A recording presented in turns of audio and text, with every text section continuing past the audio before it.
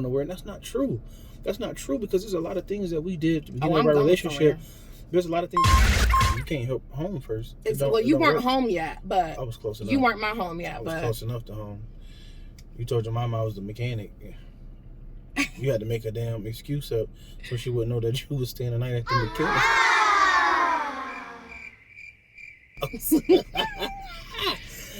She gonna ask me to fix her car when she came to pick her up. I'm not really the mechanic. I mean, I was the mechanic. I was fixing the brakes on it. So after we that night in the bar, we went home together. I went home with him. I was being so fast. I was so out of my element. I think it's because of the date rape drug you put in my wine. Please. No, I'm joking. It was a date rape drug. Now he is drug. The human date rape. I've always been a drug. Terrible. Yeah, you're right. And what happens when you come down from that high? You chasing the next one. Boo. No, I shouldn't have done this because you come back to yourself after you do something, and those nasty spirits take over you, and then you come back to yourself and you're like, I can't believe I did that. And I was like, I gotta go. And he came and he was like, let's cuddle. Cuddle? I need to get the heck out of here because you're the devil. But he turned around. He was sitting up, his back was beautiful. He was like tall, like a statue, like a tall statue, like a gladiator or a warrior. And I was like, okay, let's cut up. So when we woke up the next morning, all right, so y'all hear that, right? When I opened my eyes and they gotta start looking like warriors, okay? Okay, whatever. But when I woke up the next morning, annoying. I woke up the next morning and when I opened my eyes, he was staring at me like a weirdo. And I'm like, I'm surprised he didn't skin me and wear my skin or something because he's so weird. I was only staring at her because she was snoring. You need to really stop lying. Just a couple of snores, that's all. It just woke me up, startled me a little bit. I didn't know what was going on. You lie like a welcome mat. I had to save your life, right? You lie like a welcome mat. Just a couple. It was like, I was just like, that never happened. Then you looked up and I'm like, oh, okay, you all right. You need to stop lying. How you doing this You lie for a living, first of all. He's a liar for a living. He should have been a liar, a lawyer. But anyway, he was just staring at me. So I'm like, what? And I'm looking at him like he looks so familiar. Because now he didn't have a hat on and he was showing the head. It wasn't that bad then. Just telling you. It was like a camellia sausage a little bit, but it's okay. I got a holiday ham head. I already said that, like a ham that you get for the holidays. But anyway, he I don't know where you get this stuff from. I don't know where I get it from either. But anyway, so I'm looking at him and I'm like, I was like, you look so familiar. He was like, you do too. And I'm like, I'm laughing like, and I'm like, wait a minute. So I get up, I walk to the window, I like set up, and I'm like, okay, I couldn't see his car. And I'm like thinking about the car and I'm like, that's that car I like. And I was like, oh my God, I know where I know you from. And he was like, where? And I told him and he was like, whoa. He was like, yo. And I was like, oh my God. Like, in my mind, like I had a crush on him anyway.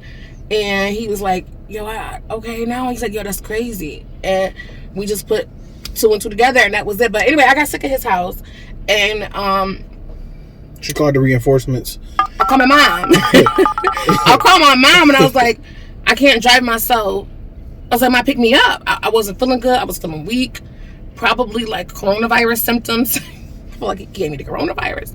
I was like, I feel really sick. I'm like, oh my God. Gave it a Dorona. Dorona. He gave me the Dorona. Get to see I gave it a D. He gave me the Dorona. Annoying. But anyway, I was like, I'm so sick. And he's all, so I got up and I drove to the, my mom picked me up. And I wasn't even thinking, like, I didn't care because at the time, like, it was so natural to be with him. So I just was like, okay. He came behind me like he didn't have a car.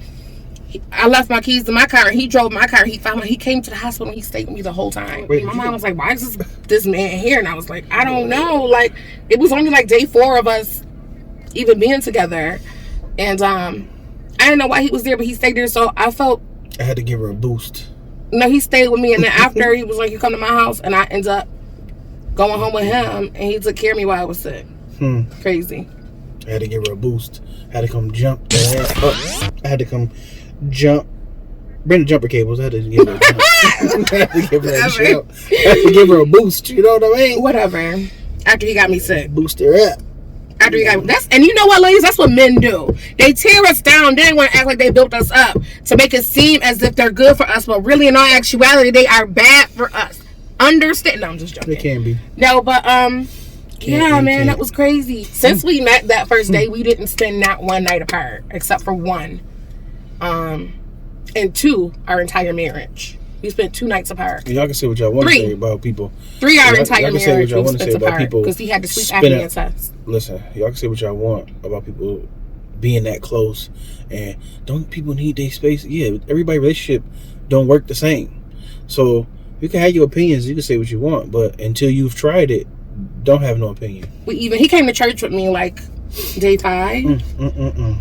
I told him, I was like, listen, can't believe it. I know what I've done. She messed my life up with this church experience, but it helped. He tried it. He tried it. I told him, I was like, listen, it's Saturday and I know we've been doing all this crazy stuff all week. And I'm really a church girl at heart. And I was like, I'm in. I go to church on Sundays. And he was like, if you go to church, I go to church. And I was okay, meet me in my house and whatever. Me and my grandmother going. And he pulled up. And this man really is. Nigga, see, you getting passionate now. See, don't you say it again. No, like you did me. He wouldn't go away. All these instances of me trying to dodge him, like we almost didn't make it. Y'all don't know. But anyway, that's our story of our first week. That's the beginning. And to be honest, like when you really want so much space away from somebody, you really must don't love that person or care for them, because you can't possibly want to give somebody that much space to let somebody else come in. He ain't give me no space. I couldn't breathe. To let somebody else come in and bag up what you trying to bag up. But had he let me have space, I would have. Be a totally different story. Gone, and you got to know that though. But you got to be a man that knows that type of stuff. Like that stuff don't come overnight. I got a lot of experience. Like I'm 39 years old, so the experience I have, I know. We got engaged quick. We did very quick, like in a matter of like 6 months, from October to January. Oh, I engaged. Wait a minute, I did that on my birthday. So that was he October, didn't propose November, to me December, on his birthday. He asked January. you asked my dad if you could marry me on your birthday. Yeah, that was 4 months after we met.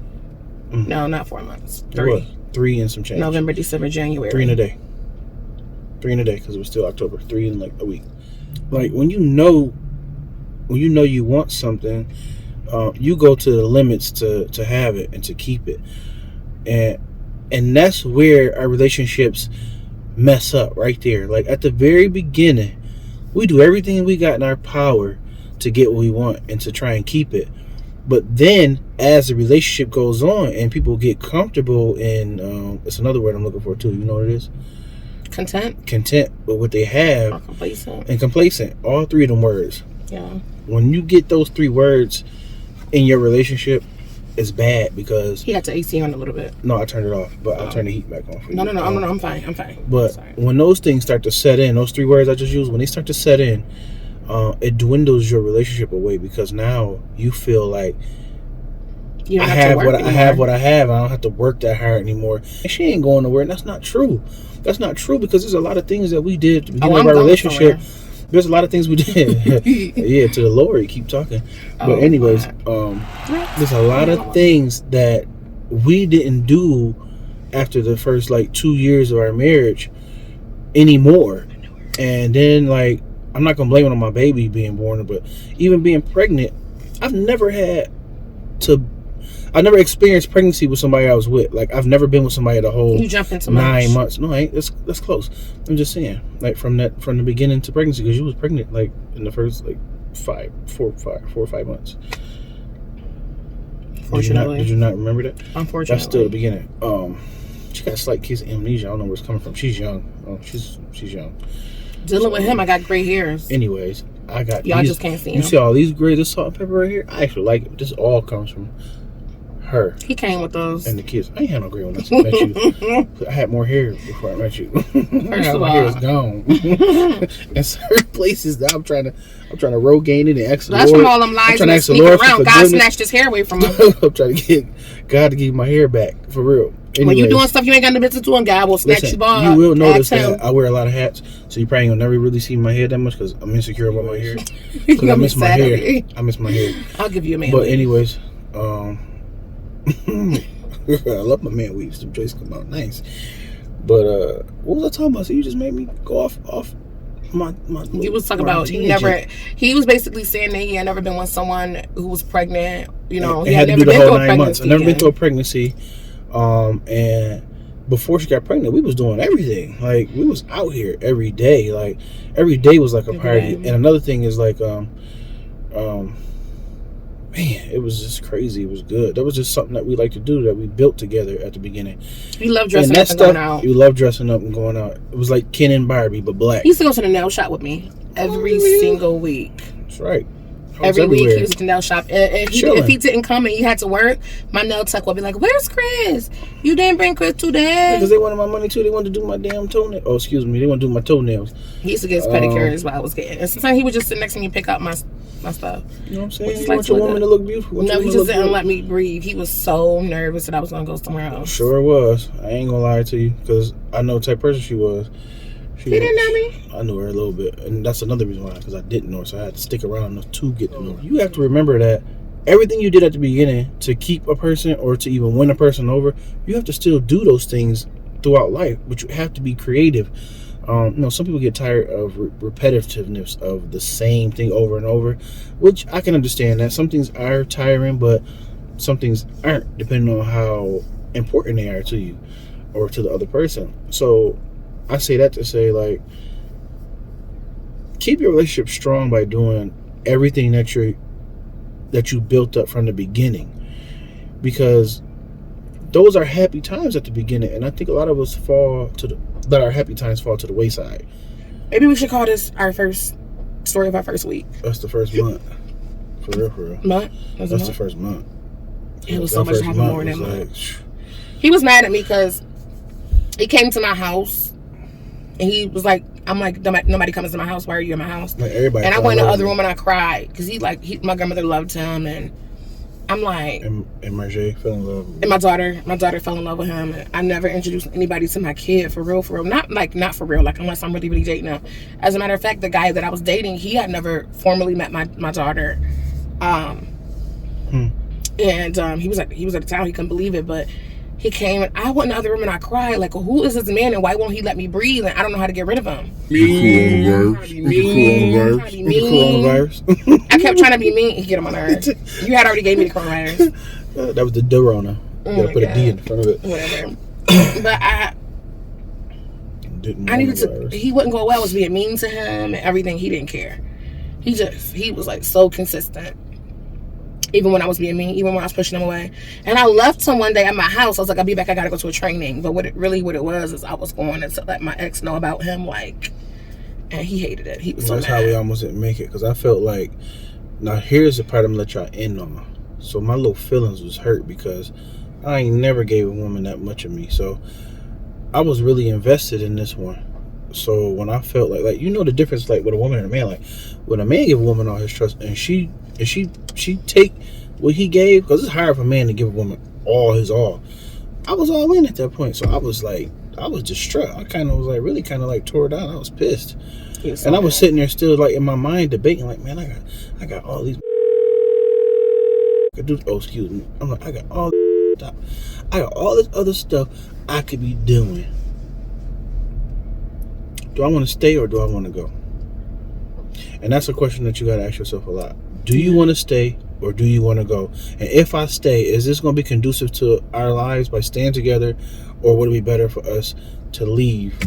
And I felt like it would be better. I didn't stay. I gave it a chance, and here we are now telling our story because we got so much more. You did stay. I said I did stay.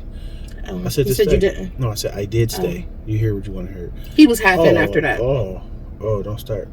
He was 75% in after that. I was all the way in. I'm just letting y'all know. I couldn't have made a better choice. I'm just being honest. But that's like our first month of our relationship. For real. First month. That was a lot in 1 month. Like, y'all don't even understand. Like, we was out every day, having a ball, partying. Yeah, so I'm outside. I got the car, I got the rims, I got the beats. I'm out here. But yeah, that's our first month. Stay tuned because we got series 2, 3, 4, 5. We're just gonna get in depth in the next series, and the next 2 series you're gonna be like, yo, I don't even know if I like him or I don't know if I like her because I feel like she left. No, listen, y'all say what y'all want, just listen. That's all we need y'all to do. It's gonna help y'all. Be an ear for us. It's gonna help y'all. Be an ear for us. And I just want to say, like, ladies, if you are on the brink or you feel like in your heart of hearts that, you have the man that has found you, that's your husband, or you're in a marriage and you don't know what to do, or you're dating, or you're single and you're thinking about marriage, like, this is for everybody. This is for you. It really is. We really are doing this for you guys because we've been through, we went here, we've been through these things. These things really happen in our lives. And we made a vow we was going to stick together through everything we've been through, that we're going to talk about it and we're going to help people. And, my wife plays a pivotal role in this because, it's harder for men to jump out here and be extremely transparent if they've never known how to be that way. Like me, I've never known how to be that way. I've masked and covered everything up my whole entire life. And the only reason I know how to be transparent now is because of her. So, in God, and that happened with prayer, ladies. Exactly. That happened on my face in prayer. And let me tell you this. In prayer. Another reason we do this is because we do a lot of different things. We're not just doing this because we want to be a voice. We're doing this because obviously we are the voice. God put us in this position to talk about this because there's so many people who go through the same stuff. Nobody else ever talks about it. Nobody else puts it out there. So we're going to put it out there. And through this, we're going to have a few meetings, conferences, and all type of stuff because we love people. We love gathering. Men need to be able to talk to other men, to talk about stuff that they can't really talk to their women about, or their spouses, or their significant others, and vice versa, women too.